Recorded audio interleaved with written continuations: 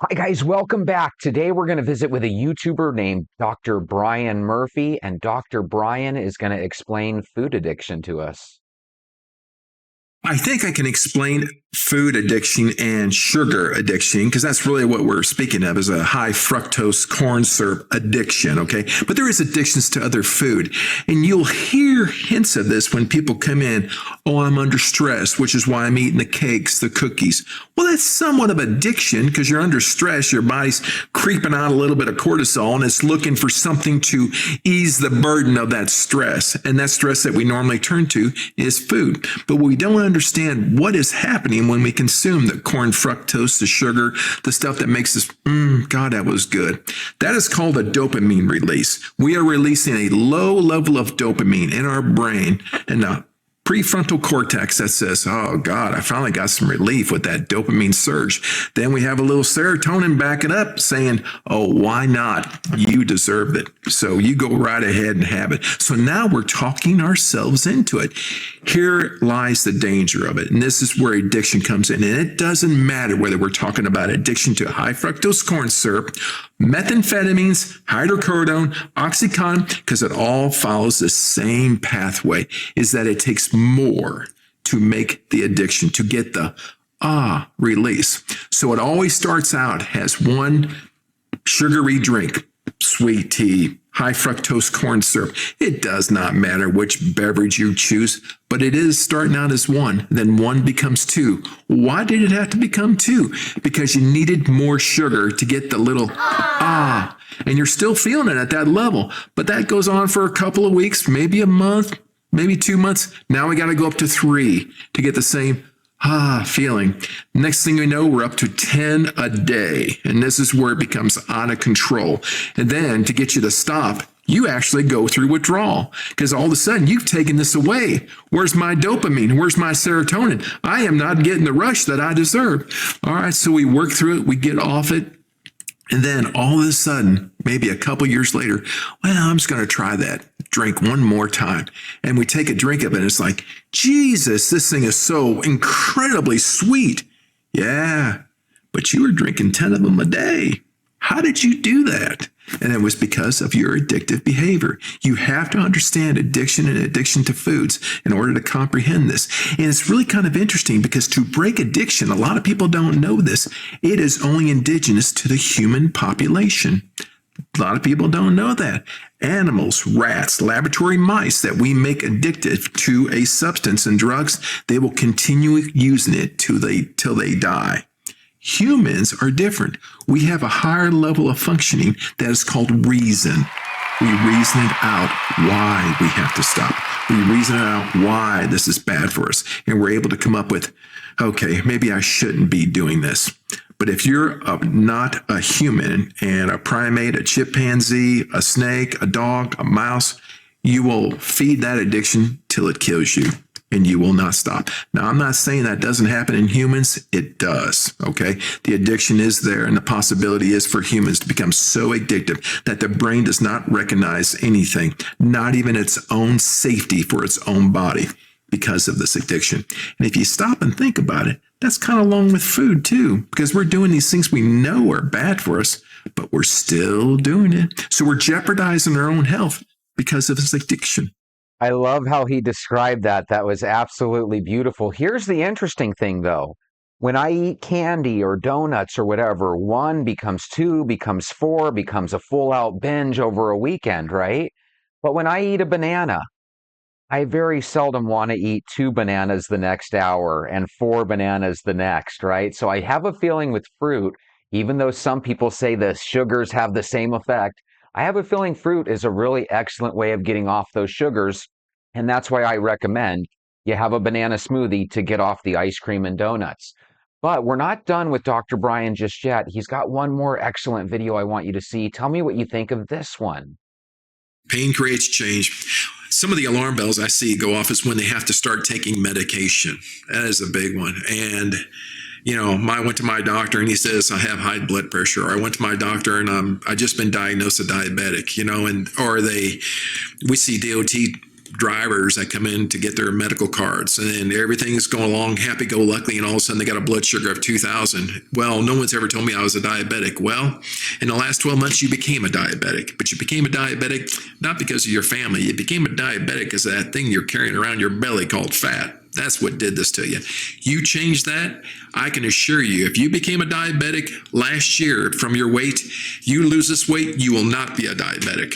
You can change that one. If you develop high blood pressure in the last 12 months, I can get that blood pressure corrected if we can lose weight. If you can't lose weight, you're going to be on blood pressure medicine the rest of your life. And that's a hell of a thing to condemn somebody to be on a pill for the rest of their life. I mean, I get people that not want to do it. I sit there and I just shake my head. I'm like, oh my God, I'm going to condemn you to taking a pill every day for the rest of your life. Nah, the truth of the matter is, if you don't take the pill, well, you're not going to die right away, but you're going to die sooner. And that's what we're trying to prevent. You'd like to get all the energy and all the fun out of this old body before we go meet the next world, as we can. But God, I hate putting people on medication. I resist that so much. And if there's anything I can do to motivate them to stop that from happening, I think those are big wake-up calls when people have to take a medicine, and God forbid, a shot, every day for the rest of their life. I think that's a breaking point for them. I think that's when they get scared and realize their own mortality is setting in now. I really love how Dr. Brian Murphy puts it to you, and he gives it to you straight. He's the type of doctor from back in the day that said, hey, you're going through these things, but if you actually try your best, you can overcome this. That's the type of doctor I want. I want someone that says, hey, why don't we see if we can defeat this without the medications? And if you're at your breaking point and you don't want to go on those medicines like Dr. Murphy's talking about, then why don't you grab your shoes? Let's go for a walk.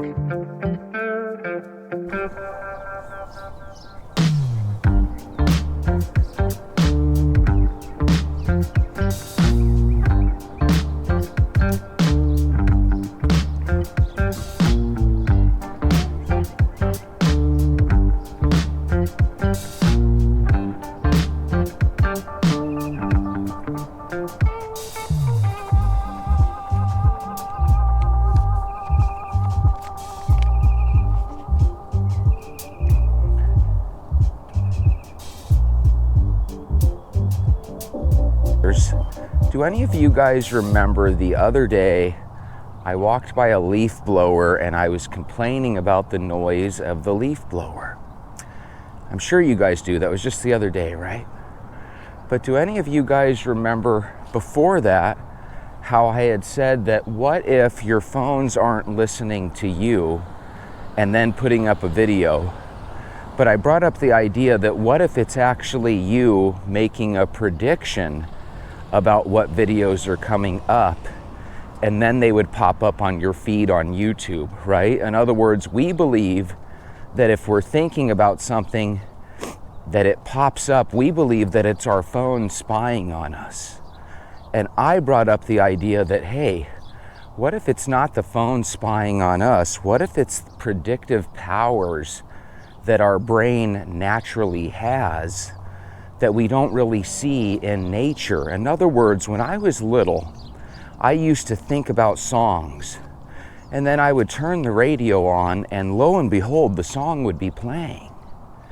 And when I was little, there would be situations where you would pick up your landline phone, in other words, your phone that's corded, and you would start dialing your best friend, and lo and behold, by the time you picked up the phone, before it even rang or anything, and before you dialed out, your friend was already on the phone. Fast forward to modern day times. Now, when we think about certain things, all of a sudden our YouTube feed or our phone will show us an advertisement for that thing that we're thinking about. Anyway, why do I bring this up, Jesse? You're babbling. Okay, there's a good reason. The other day we were walking and we heard a noisy leaf blower. Today, I want to let you know that at Johns Hopkins University, Michael Chacon, Leanne Alfery, and Madison Morrison have created the world's first leaf blower silencer. Now, is that a coincidence that I've been complaining about these leaf blowers, and at the same time, over the last handful of years, or the last 2 or 3 years, I should say, they've been developing this leaf blower silencer. They went through 40 different prototypes to find the one that actually ended up making them quite a bit of money, because apparently Stanley Black & Decker, which is interesting, I always was under the impression that those two were different competing companies, but apparently they've merged.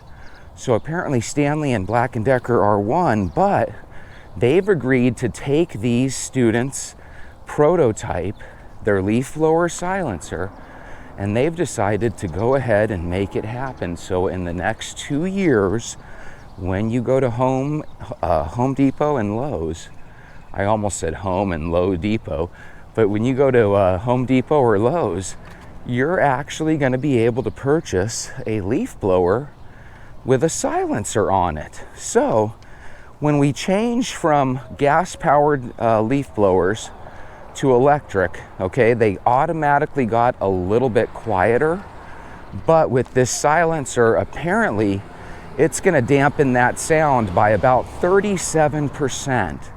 So we're talking that annoying leaf blower that wakes up people in apartment complexes every day around America will actually be making a change and will actually become a little bit quieter. Now, I think that's really super duper interesting. What do you guys think? And I'm sorry that I just woke up literally 5 minutes ago, and I'm sorry it's hard for me to put together sentences sometimes early in the morning, but that's ultimately what I wanted to let you know. So let's go back to that earlier premise, because it still fascinates me.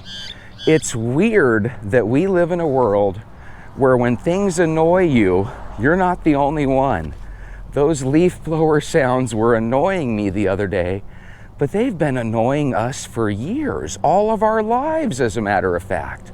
And while we know that leaves need to be blown up and cleaned, because weather is so difficult and hot, a lot of times these leaf blowers wake up as early as they can get up in the morning to start doing their work. And I think we can all appreciate when you're trying to beat the heat, especially if you're doing manual labor outside, right? But when we get to a point where it annoys people, and then literally days later, you're hearing about them creating a silencer, I find that fascinating. I think it would be more fascinating if they could find a way to keep electric leaf or gas-powered leaf blowers and make them more efficient and more silent. But apparently we're trying to convert to a world where every single thing is run on electricity. Which brings me back to one of my favorite authors, Jules Verne. When Jules Verne was writing over 100 years ago, about 120 years ago, he was really amazed by a new phenomenon called electricity. And he envisioned a future when everything would be touched by electricity. He had it partially right. Everything's touched by electricity through this thing we call the Internet of Things, right? But what's interesting is I don't think he ever envisioned how much coal and how much fossil fuels it would take to get everything up and running in an electric world. So I think he had the vision correct, Jules Verne, but I don't think he had the overall picture correct of just how challenging it is to set up a world where it's 100% electric. And I think if you've been through a heavy storm, which many of you guys have, where the utilities go out for a couple of hours to a couple of days, I think we can all see the potential downfall of a world where everything's electric, right? But with that being said, it looks like no matter what we do as a people, we are being pushed in that direction. So hell, if everything's going to be electric and they can somehow put a silencer on leaf blowers, then hey, I'm okay with that invention. Here's the thing that's interesting though. It only dampens the sound 37%, which is obviously nicer than hearing the full blast of the leaf blower. But is it one of these inventions that's going to end up making the price of a leaf blower 10 or 15 bucks higher? And it's still not going to prevent you from being woken up by the leaf blower. Because even if a person talks loud and you dampen their voice by a third, right? You're probably still going to be able to hear their voice. So I find that super duper interesting. Very interesting. I thought I was getting ready to be abducted by the cartels there. Knock on wood, that never happens. Could you imagine? What happened to Walk Talk Vent? Oh, the cartels took him to Mexico. They were tired of his walking show that was making people skinny. So they just took him. I think when people park up next to people with cars, they should consider that and maybe go down a little bit further and then park with their car. God darn, could you imagine? How much would you guys pay for me to be rescued from the cartels? Would you guys pay, 50 bucks a month? Oh my God, that's my fear. If I ever got abducted by the cartels and they said to my family members, hey, how much are you willing to pay for Jesse? We want 50 million, and my family would come back with like a counter offer of maybe 25 bucks, Hey, we'll give you 30 bucks for Jesse. Done, we'll do it. And and I end up being rescued for $30. I'll take it. That's not too bad. So anyway, to Michael Chacon, Leanne Alfrey, and Madison Morrison, I think that's super impressive that you created a silencer. I have my doubts on if it's going to actually make them quiet enough where it doesn't wake you up in the morning. But hey, real quick, back to what I was saying for the new venters. When you think about an item and then it pops up as an advertisement on your feed, do you think that's your phone spying on you? Or could that be your brain thinking about an item before you actually see it? In other words, guys, do you think there's a chance that we do have some sort of predictive powers in our brain? Do you think the subconscious has some sort of ability to make predictions on what's about to happen in your life? And maybe the best way that we see this in action is in this situation where we think our phone is spying on us. I find that very interesting. So let's talk about Just Stop Oil activists. Activists paint Stonehenge orange with paint. I don't know if you guys saw that on the news yesterday. The good news is apparently the paint they used is designed to come off when it rains. And I don't know if you guys heard what that man said, but he goes, "No, Benji, be a good boy." Benji, for people that are young, is a famous dog that used to be on American movies all the time. Remember in the 80s when we were growing up, you'd have Benji, just a simple yellow dog. I don't know what kind of dog Benji was, but simple yellow dog with a movie in America that was super popular. Wow, my mouth is super dry today. Make sure before you go out on your walk, you guzzle water. Here's the weird thing. I actually did guzzle water. Why is my mouth so dry? So anyway, here's the thing that the Stop Oil activists want, and this kind of ties in with the Jules Verne talk as well. They demand that governments ban fossil fuels by 2030. So again, they're envisioning this world that Jules Verne envisioned, where we basically have an electric world, right?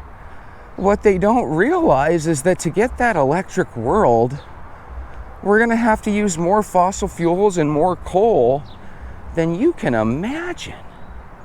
So again, I don't really know what the plan is with this world, but I feel like the plan is really kind of battling against itself. People are under the impression that these electrical cars are going to make this silent, eco-friendly world, and I just don't know how that's possible. I also don't know how it's going to be productive if we have a situation where every time it rains or every time it storms, we're not going to be able to use all those electric cars. So what's going to happen, Jesse? What's the future in your eyes? Well, picture a world in the future where we all have electric car, not cars, car. So what's going to happen is they're going to convert all these vehicles to electric. And oh, by the way, here's a new rule that says per household, you can only have one car. Now deal with it. In order to have your spouse go to work, they are going to have to use public transport, because we can't all have 2 or 3 cars like we do in today's world. So what's that going to do to cramp your style if you have to share a vehicle with your household mates? Is that going to make it where you have to drive everybody to work before you get on with your day? Because again, I just don't see how it's possible on a planet with 5-6 billion people and growing, or actually I think our planet's up to what, 8 billion now? So we have 8 billion people. In the 90s, I believe we had 4 or 5 billion people. And yeah, it's just the math doesn't really math there. So what are your guys' thoughts? Does it make you angry when you see activists throw paint on the Mona Lisa? Or when you see activists throw orange paint on Stonehenge? Do you see it as the ultimate disrespect? Do you look at those people that do that and say, hey, let's give them 1 year in jail so they can think about what they've done, right? It seems like we always hear stories about these people, they do these annoying things, and then you never hear about them again. And I have a feeling they don't get sentenced to jail or anything. I have a feeling they have powerful lawyer friends that get them out of trouble. And I just think that if we had people like that and we made an example of them and said, hey, I understand you dislike oil, but whoever put you up to this, you're going to do time since you're not going to tell us who did it. Damn you. These things upset me because my thinking is, you know, he with no sin should cast the first stone. Those very people that threw, good morning, those very people that threw the paint on Stonehenge, they probably had to take a flight out there. They probably had to drive mile upon mile in a gas-powered car to get there. Or maybe they're driving an electric car where the battery was found with elements found by children working in these lithium mines. Have you ever heard about that? In order to make the batteries for these cars, God, the people have to go through really dangerous situations where they're out touching these chemicals and stuff, and it's lessening the days of their lives so that we can all have these batteries for our electric cars in the future. Yeah, not one of my best walk and talks today, huh? Kind of all over the place, but I'm one of these guys that I think our brains are connected. And I think when you're thinking about calling a friend, there's always a percentage of the time where your friend is thinking about calling you too. Are those coincidences in life, or are we able to communicate with each other on a subconscious realm? That's what I'm trying to say. And when all of a sudden you're literally talking with your venters about leaf blowers and how annoying the sound is and how early it is in the morning, right? And all of a sudden they're coming up with an invention for it. Are those coincidences? Yeah, probably. But at the same time, it makes for fun conversation, doesn't it? You know, if you're walking with me and today's your 6th day, you're literally getting ready to finish your first week of walking with us. And when you walk with me, I want you to envision yourself standing right next to me. And today's conversation is about these goofy things. That's what today's talk is about. We have a lot of goofy things that happen in the world. Do they happen by chance? Is there a reason they happen when they do? Do you hear about these things because of chance? Or do you hear about these things because they were on your mind and it's the universe's way of answering your question, you know? The question that I proposed the other day is, why the heck are these leaf blowers everywhere? Why are they blowing their leaf blower early in the morning and waking everybody up? Well, in Arizona, you know the answer. If you don't get out early and start blowing the leaves, you're going to really hate doing it in the afternoon when it's super duper hot.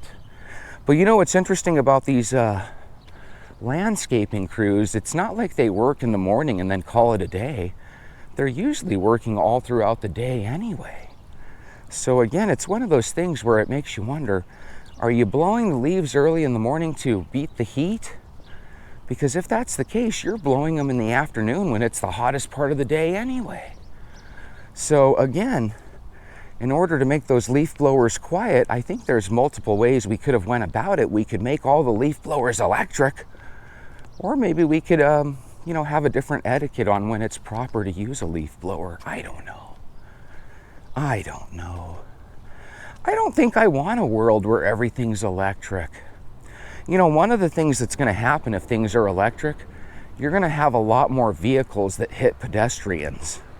Because one of the things that we as pedestrians rely on is our ability to hear things. And I don't know if you guys have noticed, but electric cars, when they move down the street, you can hear them. And it's not a horrible, ugly sound. It's just the sound of the car. Can you hear that vehicle going by? I can. But you can't really hear electric vehicles when they go by. And these electric vehicles, kind of like motorcycles, God, they have the ability to go 0 to 60 in like 3 seconds. So we're talking, you could literally get mowed down by a vehicle in silence and no one would hear you. So I think in the future, we're going to have situations where people start getting hit by cars more often, not because of anything in particular, other than just the fact that these cars are silent. And when something's silent, it takes away one of your natural abilities to not hear them. Hey, on another note, we were talking about the chicken cachou the other day, and I was thinking about it today because they were showing a commercial for, I think it was for eyewear, and it was showing the owl, and it got me thinking about pigeons, because on another commercial, I was seeing pigeons that were talking to each other. And it started me thinking, there's 2 or 3 families in this neighborhood where they actually keep pigeons. And if you have a situation where a lot of birds are starting to take ill and get sick, I could see that affecting people that keep pigeons. I don't know if you guys remember this, but the other day we were talking about Mike Tyson. I watched a show about 10 or 15 years ago where it was saying that Mike Tyson kept pigeons or something like that, where he was kind of a fan of pigeons and pigeon keeping. Do you guys remember that show? I don't even know if he's still into pigeons. I never hear him talking about that, but apparently one day back in the day he owned a lion or a tiger, and apparently he's kept pigeons before. Mike Tyson is really a national treat for us. Before Mike Tyson, we all loved George Foreman, right? Remember George Foreman grills? And he was kind of that guy that every time he spoke, we all smiled and we were like, that's our George Foreman, right? Great guy, and he is a great guy. But nowadays, Mike Tyson has taken over that role. And I don't know about you guys, but I think Mike Tyson is a national treasure. I really think he's a hell of a guy. And I hope he's one of these people. I hope he lives a super duper long time, because he's one of these guys that when he was younger, he was really, really kind of intimidating and scary to talk with. And he's really mellowed out over the last 10 or 15 years. He did a lot of those movies, the Hangover movies, right? Where they're going out for bachelor parties and stuff. So he's really become like a fan favorite. And he's always going to be in my memory as just a great person, even though when he was younger, he was accused of doing some pretty gnarly, horrible things. So it's interesting. Sometimes you'll hear me and I'll be like, hey, take the criminals, lock them in jail, and throw away the key. But then there's other times where I'm in a different state of mind and I think, hey, that Mike Tyson, he's a good guy, you know? You gotta forgive people, right? So sometimes I'm just like anybody else. Sometimes I'm a hypocrite.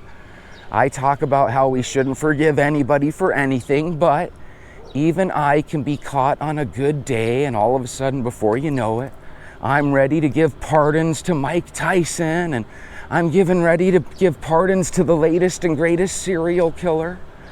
By the way, I didn't catch the name, but I almost read up on a story today. I think in Oklahoma, there's a manhunt for a guy that's killed 3 or 4 people. So whenever we have a situation where people start murdering and knocking off multiple people, you know, it looks like a potential serial killer situation.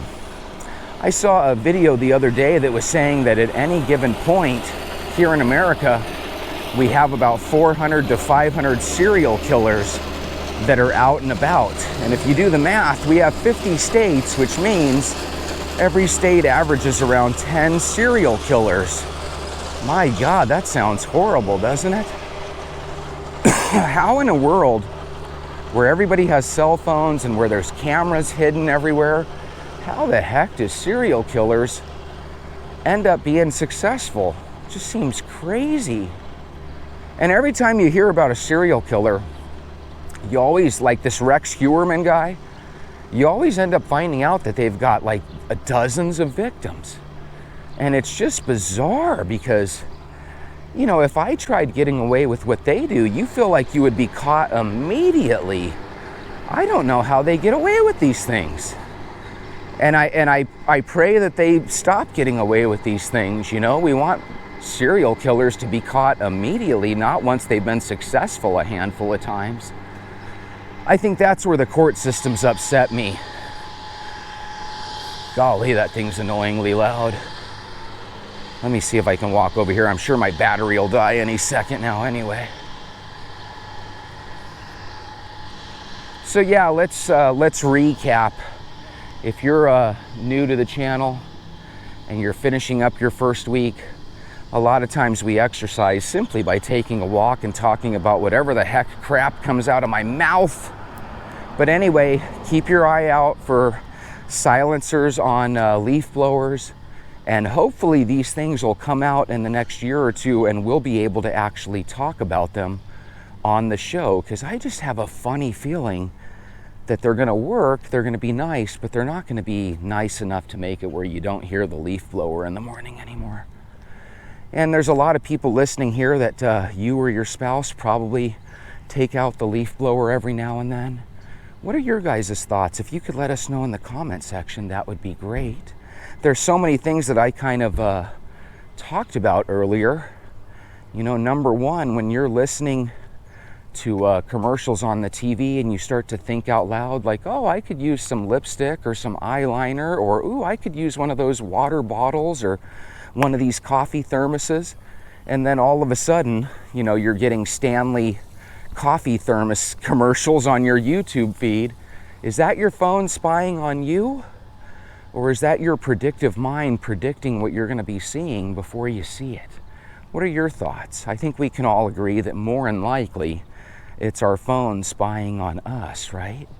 But it is kind of weird that sometimes you're not talking out loud and your phone still knows what you're thinking. I would argue that might be us making a prediction about what we're going to watch. If you guys are having any troubles walking and you want to have some of the venters maybe help you along the way, leave us a comment or question down in the comment section and we can help you with that. You know what's cool is a lot of our venters have been walking for 2 or 3 months now, so a lot of you guys naturally know the answer to a lot of these questions that we get. For example, it's not uncommon for me to get questions like, hey Jesse, how long does it take before I start to see a notice in my weight? You know, how long before I start to actually lose a couple pounds? And that's where I need you guys to have some patience, because although I lost 18 pounds over the course of 3 months, and that looks like 6 pounds a month, that looks like about 1.5 pounds each week, it didn't really work that way. What basically happens is the first month to month and a half, sometimes 2 months, sometimes you don't lose a darn thing. Sometimes you actually gain a pound. And that's where I need you to have the patience of a monk. I need you to know that sometimes we don't lose weight on demand.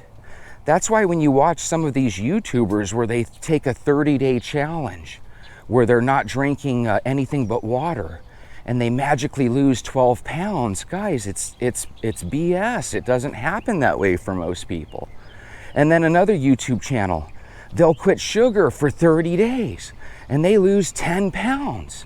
And again, it doesn't really work that way. And then on another YouTube channel, they'll take a 30-day walking challenge. And again, they lose 15 pounds. And you're thinking, okay, I'm going to do all 3 of those at the same time like Jesse's channel promotes. And lo and behold, how come I didn't lose any weight, Jesse? What's wrong with me? I'll tell you what's wrong with you. YouTubers have to sell people on the idea that they came up with something magical. And so YouTubers lie. There's no other way you can slice or dice it. And what's interesting is when people do walking videos, this is how they walk. They walk real slow and they've got their dog taking a piss every 3 or 4 feet, right? And then they magically tell you how they walked 20,000 steps. It's bullshit. I'm calling bullshit on it. Lily, you and I have both talked about this. We both think it's a bunch of bull. These people are not losing 30 pounds in a month by doing our challenge. If it was that way, don't you think we would have more people losing 30 pounds in 30 days than they do? You can't just sit there and say, hey, I lose 150 calories in a half-hour walk, so I'm going to take a 24-hour walk for the next 30 days and we'll see what happens. It doesn't work like that. You know, in theory, you could do 3 months worth of walking. If you did a half-hour walk, right, then in theory, you could do 3 months worth of walking in a weekend. Do you think you're going to lose 30 or 40 pounds in a weekend? Dream on. The body just doesn't work that way. So again, the next time you see a YouTuber in a 30-day challenge, what's the one thing that always makes the least amount of sense about that?